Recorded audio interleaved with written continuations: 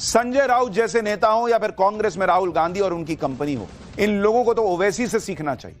ओवैसी को इतना कुछ कहा जाता था, लेकिन जब से पाकिस्तान का मामला आया, ओवैसी ने इतना पाकिस्तान को ठोका है, इतना ठोका है कि किसी और ने नहीं ठोका। ओवैसी हर दिन पाकिस्तान की बखिया उधेड़ रहे हैं। पहले उन्होंने भारत में रहते हुए पाकिस्तान में अपने बयानों से धूम धड़ाका किया, और जब पीएम मोदी ने उन्हें दुनिया भर में पाकिस्तान की पोल खोलने की जिम्मेदारी दी, डेलीगेशन के साथ भेजा, तो वहां भी पाकिस्तान की धुलाई कर रहे हैं। आप देखिए कि मुस्लिम देश कुवैत में बैठकर ओवैसी ने पाकिस्तान को जोकर तक बता दिया। मोदी सरकार और बीजेपी भी ओवैसी की तारीफ करने से हिचक नहीं रहे। खुद किरण रिजिजू, केंद्रीय मंत्री, उन्होंने ओवैसी के बयान को सोशल मीडिया पर शेयर किया और लिख रहे हैं कि पाकिस्तान की पोल खोल दी ओवैसी ने। आपको दिखाता हूं कि ओवैसी ने मुस्लिम देश में बैठकर पाकिस्तान के लिए क्या कहा है, जरा आप देखिए, सुनिए। And these stupid jokers, they want to compete with India. They had given a photograph of a 2019 Chinese army drill, claiming it's a victory over India. Now this is what Pakistan indulges in. They cannot even give a proper photograph. तो हम बचपने में हम school में सुनते थे कि अक्सर स्कूल में क्या होता था कि हम अच्छे पढ़ने वाले बच्चे के बाजू पे बैठता था। तो नकल करने के लिए अकल भी चाहिए, इन नालायकों को अकल भी नहीं है। अब यह भी बड़ा दिलचस्प है कि जिस कांग्रेस और शिवसेना उद्धव गुट ने ऑपरेशन सिंदूर पर पीएम मोदी को घेरने के लिए एड़ी चोटी का जोर लगा रखा है, उसी कांग्रेस और उद्धव शिवसेना गुट के नेता पार्टी लाइन से हटकर पूरी दुनिया में घूम घूम कर आतंकवाद पर पाकिस्तान की पोल खोल रहे हैं। कांग्रेस नेता लगातार इन आरोपों पर सवाल उठा रहे हैं कि पहलगाम में आतंकियों ने धर्म पूछकर लोगों को मारा। वहीं भारतीय डेलीगेशन के साथ न्यूयॉर्क पहुंचे कांग्रेस के नेता शशि थरूर ने पूरी दुनिया को बताया कि कैसे पहलगाम में आतंकियों ने धर्म पूछकर हत्या की और कैसे एक हिंदू प्रोफेसर ने आतंकियों को कलमा सुनाकर अपनी जान बचाई। शशि थरूर ही नहीं, शिवसेना उद्धव गुट की नेता प्रियंका चतुर्वेदी और पश्चिम बंगाल की मुख्यमंत्री ममता बनर्जी के भतीजे और टीएमसी के सांसद अभिषेक बनर्जी ने भी ऑपरेशन सिंदूर की कामयाबी को दुनिया के सामने रखा। जरा इन नेताओं को भी सुनिए जो हैं अलग अलग पार्टी के, लेकिन आज भारत का नैरेटिव दुनिया के सामने कितनी मजबूती से रख रहे हैं। It was a bunch of people going around identifying the religion of the people before them and killing them on that basis, which was clearly intended to provoke a backlash in the rest of India. Since the victims were overwhelmingly Hindu, in fact, and quite astonishingly, one person who wasn't killed was a Hindu professor who happened to be able to recite the Kalima, the first verse of the Quran, and therefore was not shot. Is not just a conventional fight back. It will have a fight back in all its form, in all its possibilities, and in all the spaces possible for India to tell the world and to especially tell Pakistan that we will hold you to account for every single life that an Indian loses because of your terrorism. Yes, I come from the land of Gandhi. Yes, we all come from the land of Buddha. But we also come from the land of Krishna. And during Mahabharata, when Arjuna was reluctant to fight against his own, that is when Lord Krishna had told him, अगर धर्म वापस लाना है तो युद्ध भी करना होगा. Pahalgam terror attack happened on the 22nd of April. We didn't strike back immediately. We waited for 2 weeks. We thought at least Pakistan will take some kind of action. We waited for 14 days expecting them to act. But they didn't.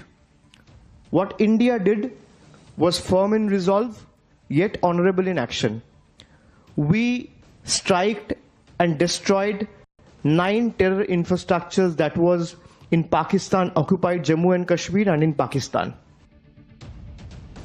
देख रहे हैं आप, भारत के विपक्ष के कई नेता आज दुनिया में जाकर पाकिस्तान को एक्सपोज कर रहे हैं, और यही नरेंद्र मोदी की रणनीति थी कि भारत एज अ यूनिट एक दिखना चाहिए जो दुनिया को जाके बताए कि पाकिस्तान 2 कौड़ी का देश है, इसके साथ मत खड़े हो।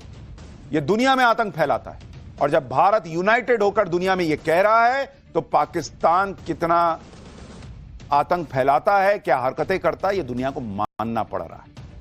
लेकिन नरेंद्र मोदी सिर्फ पाकिस्तान को एक्सपोज ही नहीं कर रहे, वो अगली तैयारी में भी लगे हुए हैं, जिस पर अगला चैप्टर है हमारा। राफेल और ब्रह्मोस की तूफानी कामयाबी के बीच अब भारत वो बनाने जा रहा है जो चीन की नींद उड़ा देगा। भारत को वो सूर्य जिसे देखकर चीन की आंखों के सामने अंधेरा छा जाएगा। अब उसके बारे में आपको बताता हूं।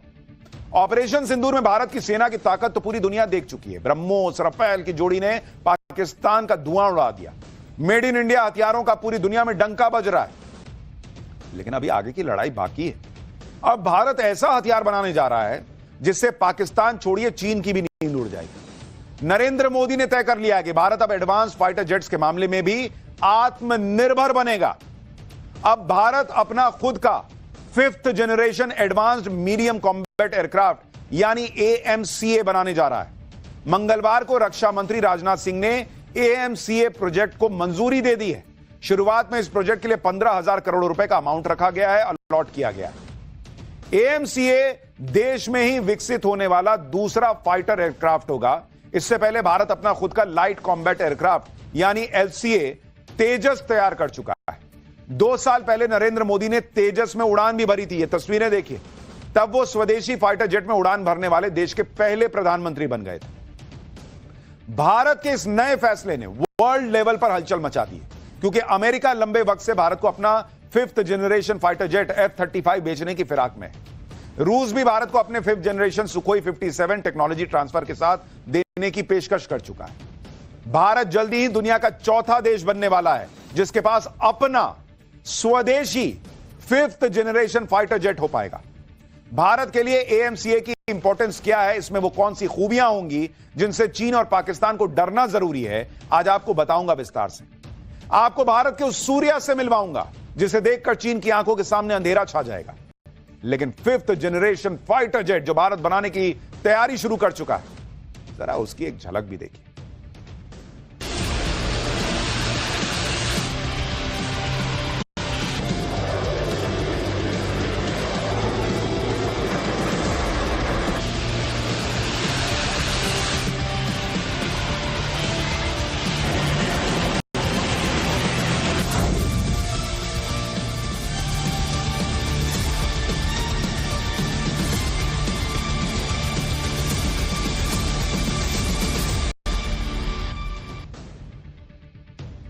भारत ने साल 2007 में 5th जनरेशन फाइटर जेट्स बनाने के लिए रूस से बातचीत शुरू की और रूस से कहा था कि दोनों देश आओ मिलकर 5th जनरेशन जेट बनाते हैं। लेकिन रूस 10 साल तक डिले करता रहा और 2018 में भारत के साथ टेक्नोलॉजी ट्रांसफर से मना कर दिया। तभी प्रधानमंत्री मोदी ने तय कर लिया था कि अब भारत अपना खुद का 5th जनरेशन फाइटर जेट बनाएगा।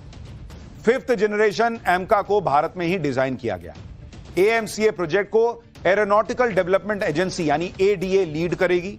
AMCA का प्रोडक्शन PPP मॉडल यानी पब्लिक प्राइवेट पार्टनरशिप के तहत पूरा होगा। इस प्रोजेक्ट के पूरा होने की डेडलाइन साल 2035 रखी गई है। अपना एडवांस फाइटर जेट बनाकर भारत अमेरिका और रूस और चीन के साथ 5th जनरेशन फाइटर जेट बनाने वाले देशों की लिस्ट में शामिल होने वाला है। अभी अमेरिका के F-35 लाइटनिंग को दुनिया का सबसे ताकतवर 5th जनरेशन फाइटर जेट माना जाता है।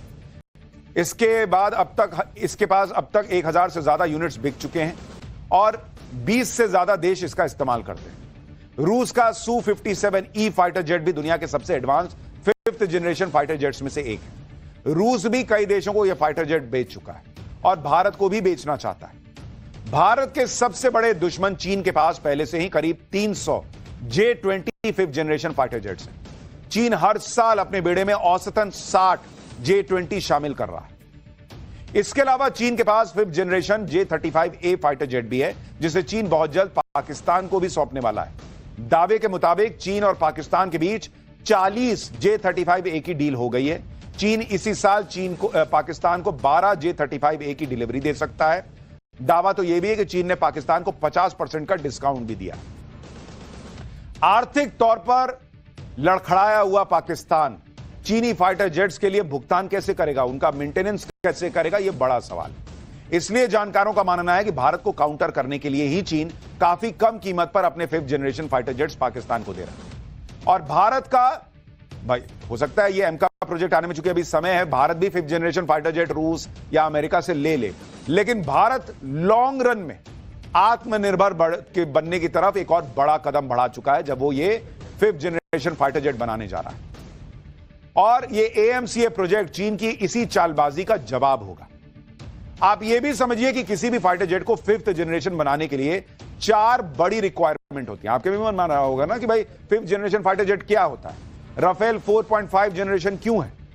देखिए 4 चीजें होंगी तब आप 5th जनरेशन फाइटर जेट माने जाते हैं। पहली, स्टेल्थ टेक्नोलॉजी, मतलब दुश्मन के रडार में ये डिटेक्ट नहीं होगा।